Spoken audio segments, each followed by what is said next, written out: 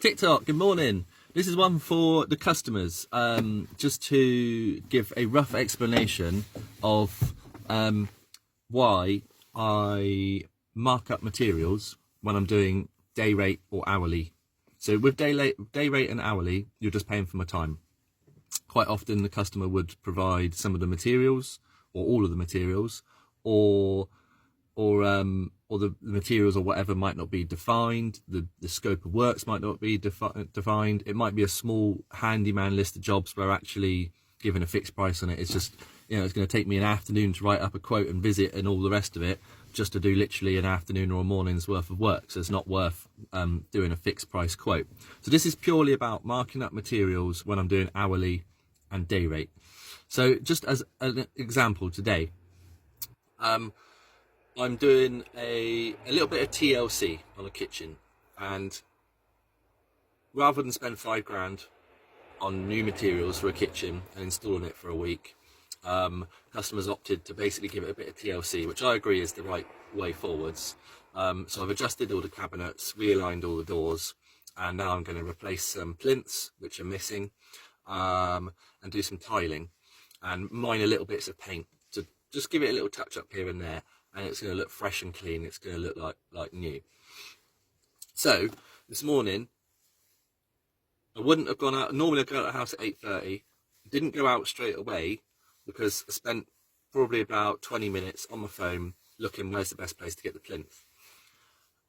It's a Howden's kitchen because I looked on the hinges, but it hasn't been installed to the correct height of a Howden's plinth height. So I was thinking, okay, I'll buy a Howden's plinth and then rip it down and then paint and seal the edge.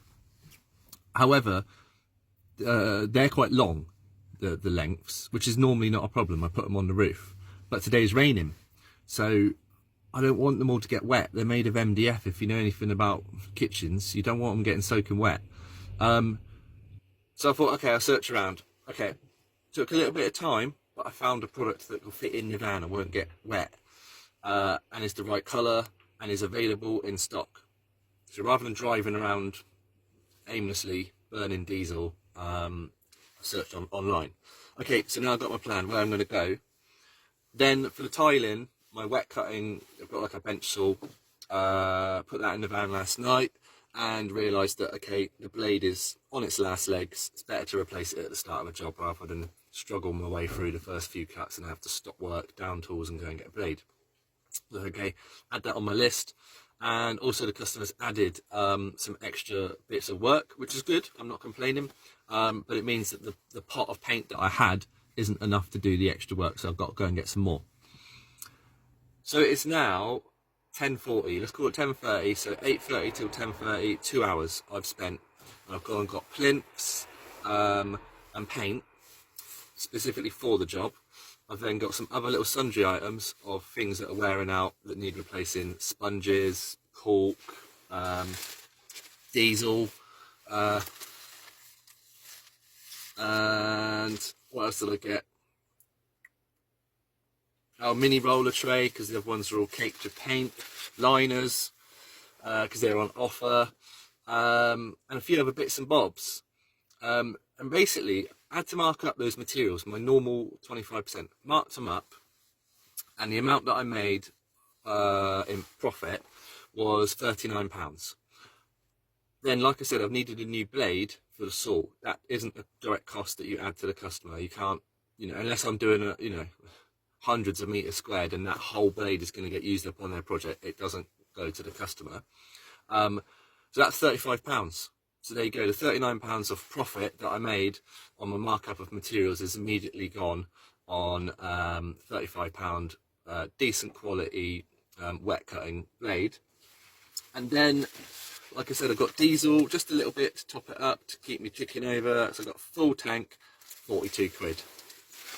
So I hope that helps. I don't want to use the word justify. I don't need to justify it, but I hope it helps everybody to appreciate and understand why on hourly and day rate I've got to mark things up, because that 2 hours that I've just spent, even if I hadn't got diesel, even if I hadn't got a saw blade, I would have just spent 2 hours, which is unpaid, essentially doing someone else's shopping for them, yes, I need to do it to do the job, but the customer could have ordered the materials and provided them on site, and I would save my 2 hours and I would be there at 8:30 in the morning and crack straight on with the tiling. I'm happy to provide them, like I said, but that £35 essentially is going towards that 2 hours of unpaid work, which, like I said, I'm perfectly happy to do. It's just to explain why that markup is necessary. It's not a profit. That amount has, as you can see from the maths, that amount has been absorbed, and I've gone over it as well. Yes, you could say the diesel isn't directly just for this one morning, but I've been here for 2 months. The diesel is 99.9% used up on this project. There are no other significant journeys that I've made that would have made a dent in that diesel. So every cost is going towards this project. You could then say, well, Mark, what are you doing? That's not good business sense, because essentially today I've made a loss. Obviously the diesel is for another day as well. The blade that I've got is, you could say, an investment. It's a consumable. It gets used up, and that's for future projects as well. But that's how business works. Today I fully expected to go in the minus, but you can't ever look at just that one day, did you make a profit? No, it's over months. Some days, even as the business, I'm getting into all business numbers now, which aren't relevant to customers, I understand that, but some months I'll be in the red because you have accountants bills or other significant costs, and then the other months you'll be in the black.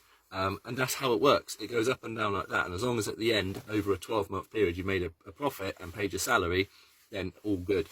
But yeah, I just wanted to explain the markup, why it's needed, where it goes, and how it works.